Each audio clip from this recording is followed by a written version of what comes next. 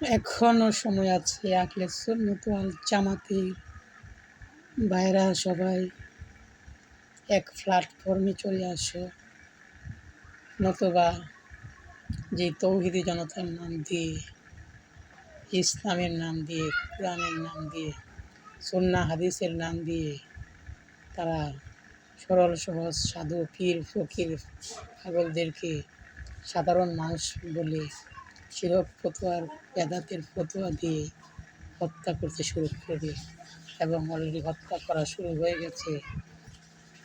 তারা সরল সহজ, তাদেরকে রক্ষা করা সুন্নিয়তের জন্য সহজে আইন হয়ে দাঁড়িয়েছে।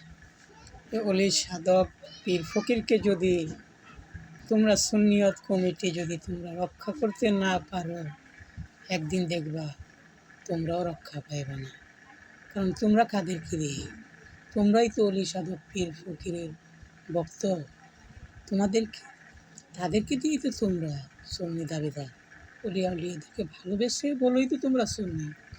তাহলে তোমরা যদি এখন শক্তিশালী পদক্ষেপ না নেও, এই সরল সহজ দুনিয়া বিমুখ পাগল ফকিরকে তোমরা যদি প্রোটেক্ট না দেও, তোমরা যদি তৌহিদি জনতার নাম ব্যানার দেওয়া উগ্র জঙ্গি সন্ত্রাসী ইসলামিক উগ্রপন্থীদের হাতে ছেড়ে দিয়ে তাদেরকে লাঞ্ছিত করো, তাদেরকে জনসম্মুখে পুড়িয়ে ফেলার সাহস তাদেরকে দিয়ে দাও, তাহলে একদিন তো তোমাদের অস্তিত্ব থাকবে না।